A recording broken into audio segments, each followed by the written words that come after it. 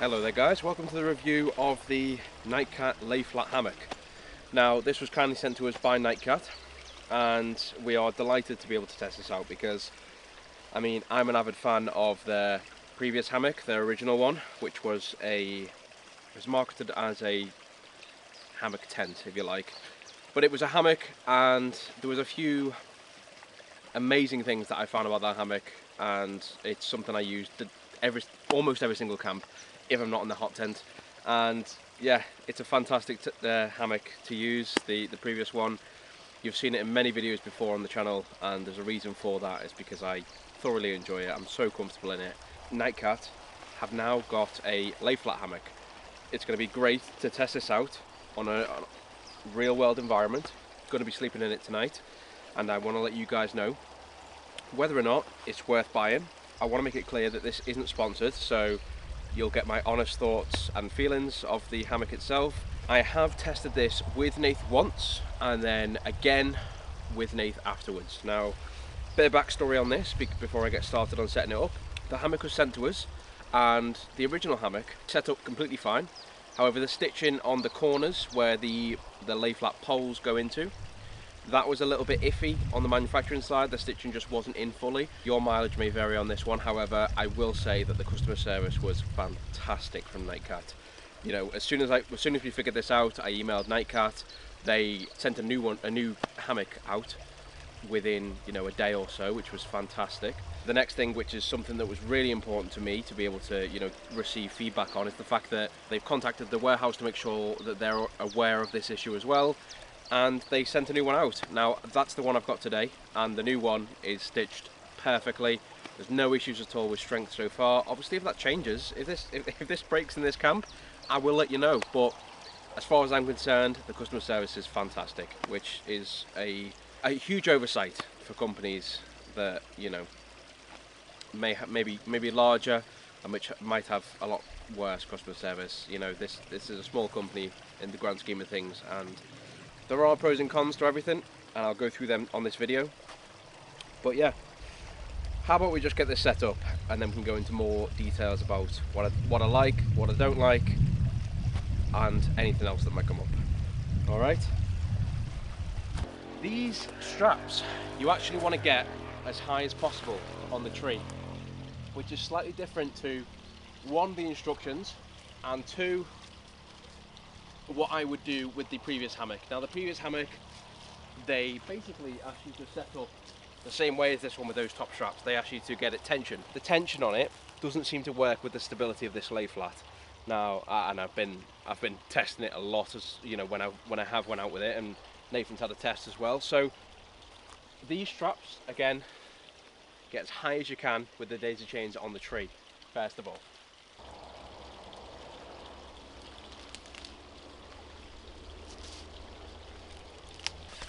Wrap it round, and again, make sure that the strap is as flat as possible around the tree, and then wrap it round once more, and again, no twists.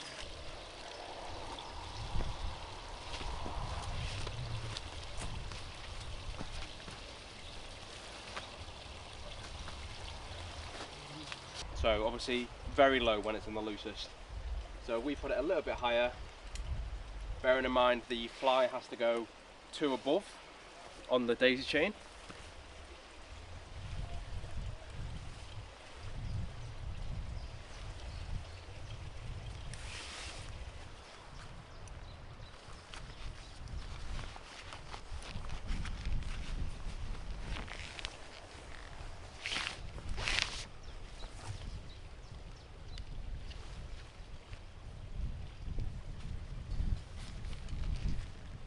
Now this stitching is actually what failed on the first one. So it's the stitching that goes alongside the pocket for the poles, for the thick poles. Now this stitching was like off the edge of the top section, so it wasn't actually holding anything on. The fabric itself was not an issue whatsoever. The fabric is very strong. It was just the stitching, which again on this one you can see is well within the top section, which is fantastic. And again, this has been mentioned to the warehouse, to the factory, and it shouldn't happen too much more in the future. But let's get the other pole in. But these poles are very simple to put in. There is a sleeve that goes across the top of the mesh, and put it in the metal grommet on the other side. There's a strap on the other side, put it in the metal grommet there. And then there's two clips, which is different from my hammock. And the clips help it space out. Now you do the exact same thing with the other pole.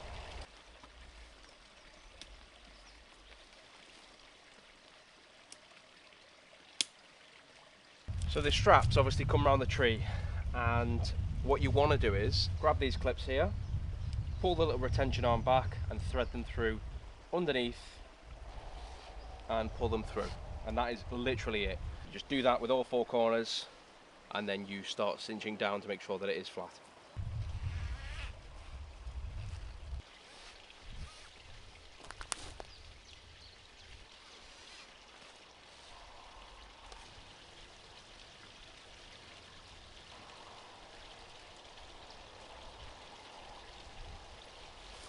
So when you put it in this configuration, before you put the rainfly on, before you do anything else, the first thing you want to do, and you feel like you're happy with it, how flat it is, how tight it is, it should be like a drum basically. In the instructions, they look like they've got a picture of a mat, a camping mat in here. Now, I would not use a mat in here. I've tried a mat, it makes it a little bit more unstable, and again, I'll go into what I think you should do if you do want a mat or something underneath you. For now, again, you want to test it out. You don't really want to be messing about with it after that. After that, we can put the rainfly on, guide the little tarp out that comes out. But yeah, get into your hammock, guys. Get into your hammock. This is a bit higher than I'd like it to be. As far as I'm concerned, that's so good, guys. It's ridiculous to feel like it might not look completely flat from where you're looking from, but it feels it. It feels very, very flat. Like I'm gonna probably, if I'm in this hammock, I'm gonna be sleeping on my front like this. That's so comfy. That's how you want to set it up. Let's finish setting this up, guys, and then once it's done, I'll give you a few more details on the hammock and what you should expect.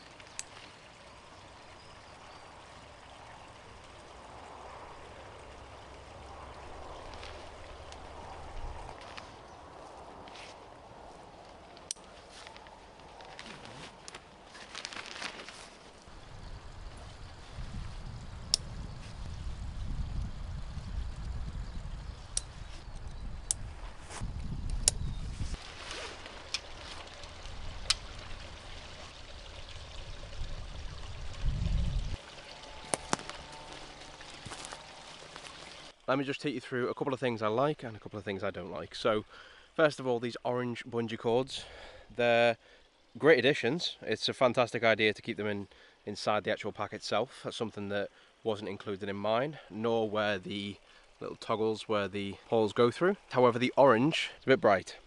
I'm probably going to replace them with black bungee cord. However, they do work. Another thing is the rainfly. This is a bit of a tight setup for this hammock. As you can see, the rainfly is stretching up towards here rather than it being taut, so that's why the rainfly isn't as taut as it should be. I've tested it in places where usually hammocks don't fit, and they've worked great, so hopefully this one will be the same. You saw in the video where this one just sort of clips on to this one over here, but I've attached some bungee cord to this and it goes underneath both of these straps, the lay flat straps. As you can see, if it was like it was, the corner of the hammock may have got a little bit wet. I'm not sure, but better safe than sorry, just keeping that over there.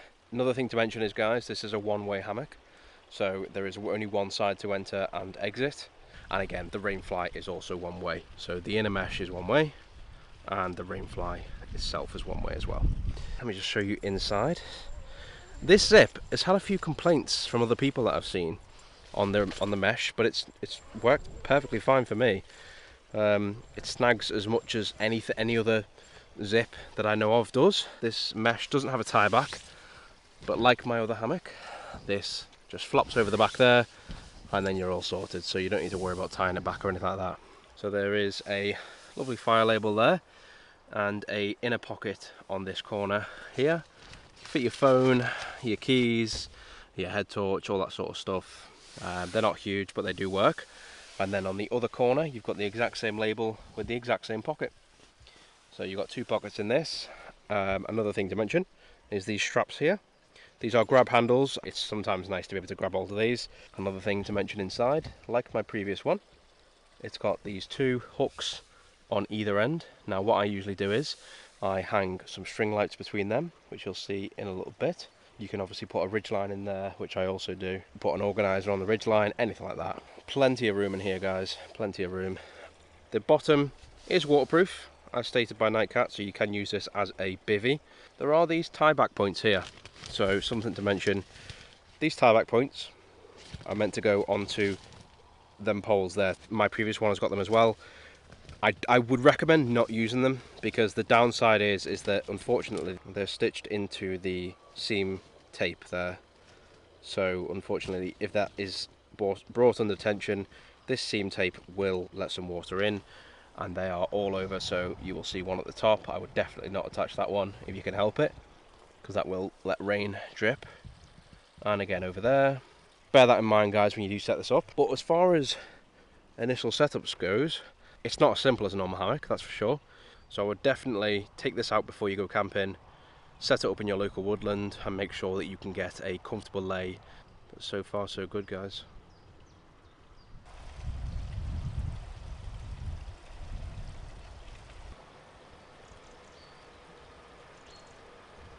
Another great thing about this hammock, guys, is that it comes with a gear sling underneath, which is amazing. Like, this pack is still fairly full and it holds it no problem. Usually my gear stuff just goes on the floor, and it always seems to get at least a little bit wet.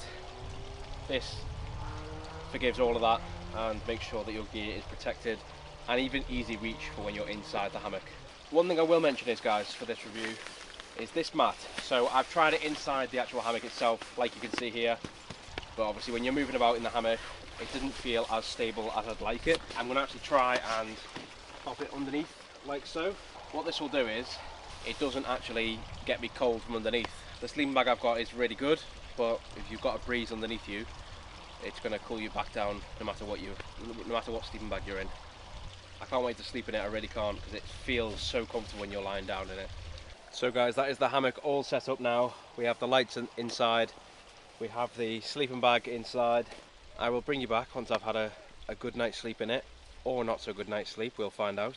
I'll give my final thoughts and a few more details on who should buy this hammock, if there's any comparisons out there, and then also the conclusion to the video. And I'll bring you back for that tomorrow. See you in the morning, guys.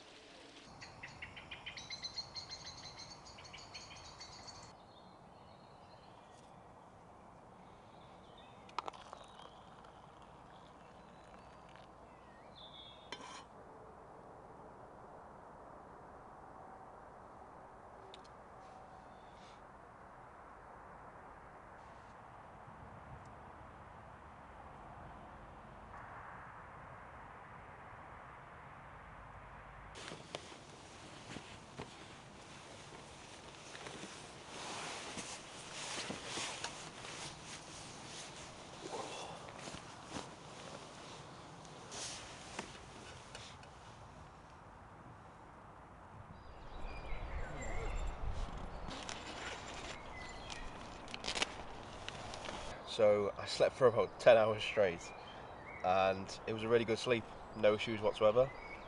As you can see by the top of the rain fly, it was raining for a couple of hours. No leaks whatsoever.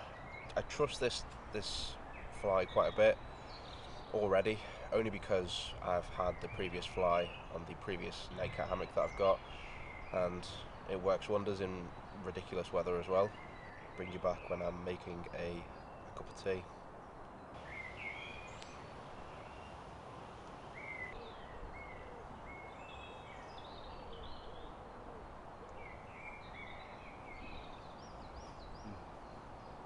So guys, there are a few things that I feel like, you know, I've learned over the past week or so of trying and testing it. I mean, there's so many amazing features about the hammock, there really is. With me having experience of the previous nightcat hammock, there are a couple of things that do carry over. The mesh itself isn't very taut across the top, so it tends to sag a little bit in the middle, and again that might vary from setup to setup depending on how far your trees are apart, all that sort of stuff. So what I do is I actually put a bit of elastic or shock cord between the top bar of the mesh to the end of the hammock, and that just sort of keeps it a little bit more taut. You don't need these at all, you really don't need them. It's just a kind of quality of life thing. It doesn't affect the use of the hammock in the slightest. The pockets on the corners, they are really handy to have. However, I would love them just to be a little bit bigger, or maybe one on each side on both ends. If you bring a lot of stuff in your hammock, just bear that in mind. But again, it's not a deal breaker, it's just a little point just to make. The way you actually set this up, it's a bit of a learning curve compared to a normal hammock. I would say that this is closer to a cot bed. It's like a middle ground between the both. So, you know, if you're not used to a hammock, if you get this set up right, it's a really good way to transition into hammock camping. Get yourself off the floor, off the wet ground, leave less trace than you would if you had a tent. It's a great stepping stone for people who are looking to get into hammocking but are a bit sort of wary about the shape, the curve, the banana, all that sort of stuff. With the actual setup of the hammock, I would definitely, first of all, put the straps as high as you can on that tree. Obviously try and get them the same height on either side. You want it quite loose, and if you pull on, once it's clipped in, if you just pull on one end of the hammock, you can kind of see how low it goes once the bottom straps are on. Then the bottom straps, you want to one loop around the tree. I pulled them as tight as I possibly could, and make sure again it's level across all corners. So you want to make sure you can get in and out of the hammock as much as you need to, just to get that lay correct. But once that's set up, the lay is amazing. It really is. It's so close to sleeping in, say, a cot. The way it supports your back, the way it supports your spine, it really does give a really comfortable sleep. Your mileage may vary if if you've never slept in a hammock before. Maybe it can be different, because obviously my experiences are going to be different from yours. I actually put shock cord underneath the hammock, which supports my mat, and that seems to work really well for me. I wouldn't go without a mat or an underquilt below 15 degrees in this Celsius.